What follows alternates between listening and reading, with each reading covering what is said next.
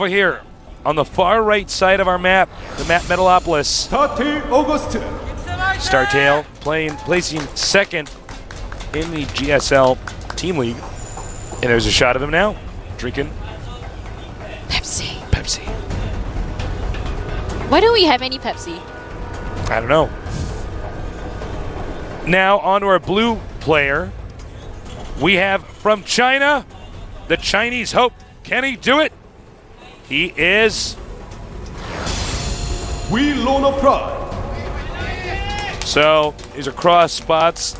This again would be a situation where we might actually end up seeing Medic Marine against, or excuse me, I'm using StarCraft 1 terminology.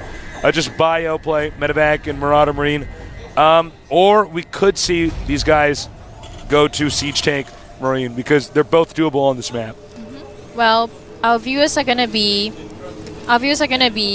more familiar with this map. As you know, this map is one of the most balanced map we have pre-GSL maps. You do see that 13 gas is going up for both players, so we might see a little bit of 1-1-1, or definitely not just pure Marines this round. At the start of the Terran play, it's going to be identical for like the first 4 minutes, and then we'll start to see what they pack into. Just like earlier on, August decides to go for the really traditional MMM, and Lona also go for another traditional Terran build, which is Marines and Siege Tanks. Looks like we got a pretty early scout here from our blue Terran, or excuse me, our red Terran, August. August going to slip in there, see what's going on. In this situation, we don't really get to see what the Terrans are going to do until they drive out the SCVs. It's similar to what happens in Protoss versus Terran when they want to chrono boost out that Stalker.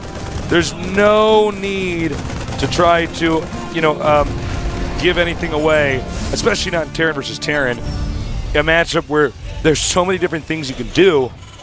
I think out of all the mirror matchups, this is the one in StarCraft 1 and 2 where it had the most possibilities. Lona drops down a factory, and so does August, in fact. So we might see, based on how many guesses that they're going to get, it seems like Lona is not getting his second guess yet, which is kind of weird, because then that means he's not going to go for a factory build. Since he's going for his gas late, you do see he is pumping up Marines, though. Gets a tech lab onto his Rexus. Yeah, it looks like he might swap that off. Get Hellions, because he can get double Hellions. He doesn't have that second gas, and we didn't get it right away. And then tech accordingly. So we'll see. Hellions are funny because I think anybody who played StarCraft 1, they're sort of programmed to think, don't get Hellions because those things are kind of like vultures. And, you don't necessarily see vultures used in every situation early in Terran versus Terran. At least not until StarCraft 1 entered its late phase. In StarCraft 2, we initially didn't see Hellions used as much. Now all of a sudden people are saying, well, wait a minute. These things are pretty good. They can harass. They can do just all sorts of stuff. They're good against Marines. If my opponent gets anything in a line, it's going to be in trouble. Getting Blue Flame. August is getting Blue Flame at the moment, so he has a Starport coming up. We might see a Blue Flame drop. Oh, it's going to be a Blue Flame drop. All the SCVs, they are going to be screaming in pain. It's so hot! I don't have any air conditioning in my SCV outfit.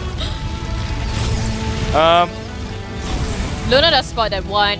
Helion that's coming up, so... interesting. Oh, sorry, go ahead. I'm sorry. Go ahead. No, it's just a big, it's like it's just a big politeness battle. I'm like, no, you go ahead. He did actually opt to reveal the fact that he had Hellion. I think that's a bit odd. I think he should have sent his Marines down the ramp, August should have, and killed off that SCV, driven it out. You don't want to send your Hellion down there. He's kind of supply blocker. Yeah, he made a mistake there, got the deep wet a little bit later. Well, you do see that he's going for one Viking instead of going for a drop, so he's going to push with his race car and his Marines. And I think what he's going to do is he's going to throw these Hellions in the back. He's going to put some pressure on the front with the Marines. And that should give him the opportunity to take out a ton of SCVs. At the same time, though, we have a Banshee headed towards August's base. Uh-oh, I don't think Lona spotted that. I don't think Loner's actually... Well, no, he's got a Viking. Here comes the drop. He knows the drop is coming, or he should. He can see it on his mini-map. Here comes the Siege Tanks. Blue Flame Healers are gonna have to go for the mineral line instead of getting taken down by these Marines. You do see the Marines. I don't know if he actually should have been using the Blue Flame Hellions to attack that, but you know what? Looks like he will barely win this battle. The question is, will the next siege tank get out in time to stop this? August actually did much more damage to Loner than Loner did, because Loner lost 3/4 of his army over there, and August just lost the drop that he was already going to invest because he wasn't expecting to see the units that he brought up to come out alive. He took down Loner's siege tank, which was so important because Loner looks like he's going for a siege mode again. Gets a Raven up. Yeah, getting a Raven is never really a bad idea in Terran vs. Terran because, you know, the point defense drone is so strong, lets you dominate the air. You know what's funny? I didn't think that he was going to do that much damage with that drop. I was thinking it would have been better to run around with the Hellion. Yeah. The Hellions would actually just attack SCVs, but now I don't know because he killed so much of that kind of girthy army. Yeah. But if I was, to be really honest, if I was him and if I had an anger too, I would have ran behind the mineral line to take down the SCVs instead, because that would do more damage to his economy than taking down his army. Yeah, that's I agree. Siege mode is almost up for both players though. The only difference, I guess, is that the air army that both players have. I played Terran for a while to learn the mechanics of Terran, and one of my Terran coaches actually taught me that air control is really important in Terran play. That is absolutely true. No, you're dead on with that, because you know, with siege tanks being able to shoot farther than they can see, having a Viking that can spot for the siege tanks instead of having to burn 300, could have potentially been 300 minerals, burn that on a scan because you're not getting that mule. That's huge. And of course, you know, throwing at mid-game Bansheean is actually very surprisingly effective as well, especially in a situation where they're just not keeping an eye on it. August is like microing his Viking right there, landing in. This is just so... Going to fighter mode, and he's actually tricking Loner, but loses at Viking. He did try to keep his Viking alive as long as possible. Yeah, that was actually kind of cute, watching the Vikings land and then drop, and then land and then drop. So there's one small victory there for Loner. Marine does spot the Vikings that are coming in though. I think we're going to see a really long macro game at this point. No, I think so. I think you're right. They're going to build like this huge siege tank army, cut the map into half, and then move out later on, try to catch each other out of positions. You know what you can do, that I do in these positions, is I actually take the gold right away and put siege tanks there, so that way they can't try to do any pushing towards my gold. Another thing you can do, you might see, is him push out and just control the location that's easiest to expand to. Because, you know, contains, I don't think that there's overbearing as they were in StarCraft 1 and Terran vs. Terran, but there's still definitely an option. The Vikings do spot the semi-push that's coming from Loner at the moment. The problem right now is Loner is more strong in early and early mid-game play. I've seen his playing style a lot and seen a lot of his Chinese playing style. He's gonna do a semi-push right now, and if this works out, he's gonna be able to take this one. It's gonna depend on who has the better position. You know what's weird is Loner, I think, got confused, thought he was being dropped, and now he's completely naked in his expansion. Now one of these siege tanks is in range. He should not be sending those Marines that close. He doesn't have Vikings though. If he had Vikings instead of Medivacs, it might have been slightly more useful. Well, now if he can just get in range of the orbital, well, that's going to be bad. That's going to be really bad, because that's going to force Loner to react somehow. I don't know if he has enough units to deal with this. There's a scan over there, but you do see that August doesn't have a good position right now. If he moves forward, those tanks that are up front is going to be able to take him. What he can actually do is send a few dummy units in and take the initial shot from the siege tanks, while giving him enough time to siege up to counter the other siege tank. But you do see Loner is keeping up the pressure right here. He is streaming in more tanks and more Marines. Oh, very nice. August backs up the last second. One tank will be in range, but the majority of the tanks are now able to hit the orbital. Now, yes, uses Viking, which is going to have to give the tanks vision superiority. Try to slowly push forward and ebb out this Terran push. But I don't know. Loner really needs this. He needs to win this one to play the ace match, but his tank, he has to win this push right now. If he loses this, he's gonna get counter-attack really fast. August is actually trying to drop siege tanks into range of his orbiter command right now. You do see that the Marines are trying to take down the second refinery. Vikings are gonna take down the medivac, which is gonna be bad for Loner if he actually loses it. As you can see on the screen right now, he loses some of his medivacs. He's streaming in more medivacs though, but if I was him, I would kind of prefer to get Vikings.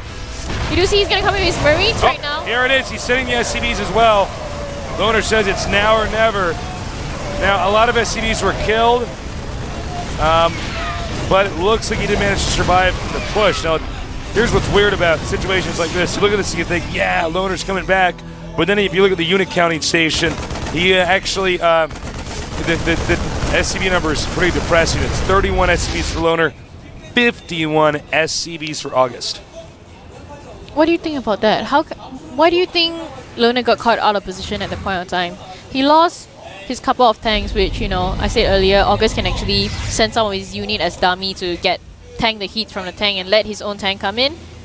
But he lost his army pretty fast. Do you think if he had Vikings instead of medivacs, he would have done slightly better? You think at the start, if Loner had Vikings? Mm-hmm. Yeah, he definitely would have done better because Vikings just would allow you to get that advantage and kind of push your opponent's siege tanks backwards. Vikings and tanks complement each other so well. But you know, it was kind of an odd situation. Loner also shouldn't have just kind of gone all the way back into his main and sieged up. I think he should have gone back there and then scanned and come back because it's the kind of situation he shouldn't have been in. And now we have once again siege tanks with the Vikings and the Marines sieging up. I believe one is just barely in the range. This is bad news for Loner. He does loses. He does loses one though. Now he could, if he wanted to, drop the main. Here comes August. Oh, very nice. Now he's got the point defense drone up here. Actually, Zep sound all the shots coming from the Viking. You do see why Loner actually went for a Raven instead. Jumps inside to his base, sees the Marine and siege tanks over there. You do see the Marines are gonna come in and try to get in range of all the buildings, but there is a tank inside Loner's base. Marines are actually doing really well. Here it comes from the top. It looks like Loner's gonna reclaim the bottom of the map, but what about his main? Actually, you know what? He might not even reclaim the bottom of the map because there was this impulsive siege that Loner made, which gave the Marines an opportunity to kind of dart in there and take it out. And this is bad. Meanwhile, we're going to drop over here inside the main base of August. But Loner has to GG out. Uh-oh. Oh, sad. Well, you know, I said you're going to get to interview Loner. That's not going to happen. So, sorry. I'm making sad faces at people right now. She is. And I think that's too bad. I really like Loner. He actually eliminated me from tournaments. I competed in a tournament in China. Great esports scene out there in China. Really passionate fans and stuff. So, guys, don't stop supporting Loner. He's a great player. He's got a lot of talent. But there were a few small things he did in the way he handled that situation that I really feel like could have changed the whole way the game would have went. Sieging up in his main when he thought that push was coming, like, yeah, that would have been great to stop the push, but the moment he got down there wasn't anything there anyways. And then he couldn't move in front because he was already siege, and if he unsiege, he would have gotten caught by August anyhow. So yeah, exactly. And you know, if you get siege tanks at your where they're in range of your opponent's ramp, it's so bad. I mean, you're going to spend the whole game trying to reclaim that. Meanwhile, you have SCVs repairing, and then when you do the SCV all in and you stop it, you think you're ahead, but you're actually behind 20 SCVs. We're going to go to a break in just a minute here. Guess who we have next? No, I won't guess. You just tell me. Who do we have next? We have Huck. We have Huck. Liquid Huck. That's right. Our Canadian foreign player. First foreign player. So get ready for that. We're going to have interviews here from John, so enjoy those as well. For Kelly and Tasteless, this is the GSL. You couldn't help to fall in my place. Yeah.